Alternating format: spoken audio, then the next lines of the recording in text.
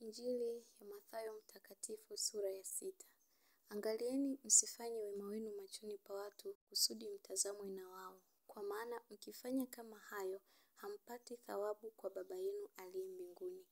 Basi, wewe utoapo sadaka, usipige panda mbele yako kama wanafiki wafanyavyo katika masinagogi na njiani, ili watukuzwe na watu. Amin nawaambieni, wamekwisha kupata thawabu yao. Bali wewe utoapo sadaka, hata mkono wako wa kushoto usijue ufanyalo mkono wako wa kuume.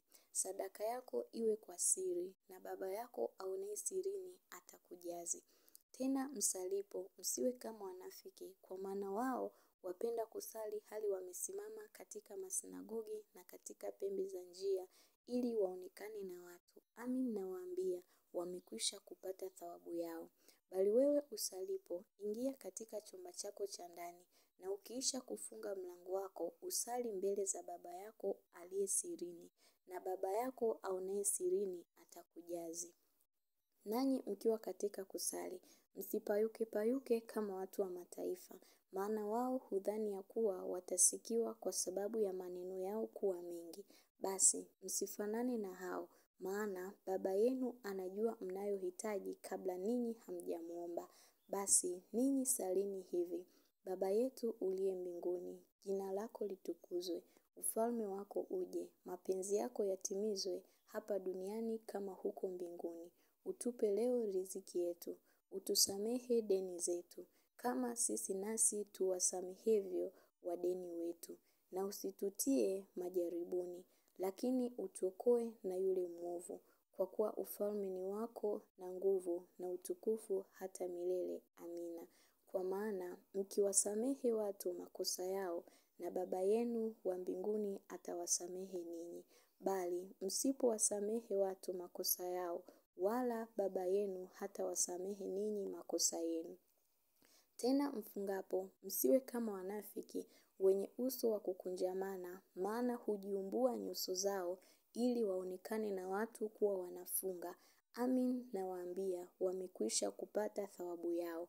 Bali wewe ufungapo, jipake mafuta kichwani, unawe uso, ili usionekane na watu kuwa unafunga, ila na Baba yako aliye sirini, na Baba yako aonaye sirini atakujazi. Msijiwekee hazina duniani, nondo na kutu viharibupo, na wevi huvunja na kuiba. Bali, jiwekeeni hazina mbinguni kusikoharibika kitu, kwa nondo wala kutu, wala wevi hawavunji wala hawaibi. Kwa kuwa hazina yako ilipo, ndipo utakapokuwapo na moyo wako. Taa ya mwili ni jicho, basi jicho lako likiwa safi, mwili wako wote utakuwa na nuru. Lakini jicho lako likiwa bovu, mwili wako wote utakuwa na giza. Basi ile nuru iliyomo ndani yako ikiwa giza, si giza hilo? Hakuna mtu awezaye kutumikia mabwana wawili, kwa maana atamchukia huyu na kumpenda huyu, ama atashikamana na huyu na kumdharau huyu. Hamwezi kumtumikia Mungu na mali. Kwa sababu hiyo nawaambieni, msisumbukie maisha yenu, mle nini au mnywe nini, wala miili yenu mvae nini. Maisha je, si zaidi ya chakula, na mwili zaidi ya mavazi? Waangalieni ndege wa angani, ya kwamba hawapandi wala hawavuni, wala hawakusanyi ghalani, na Baba yenu wa mbinguni huwalisha hao. Ninyi je, si bora kupita hao? Ni yupi kwenu ambaye akijisumbua aweza kujiongeza kimo chake hata mkono mmoja? Na mavazi ya nini kuyasumbukia?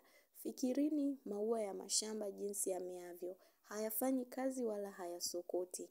Nami nawaambia ya kwamba hata Sulemani katika fahari yake yote hakuvikwa vizuri kama mojawapo la hayo.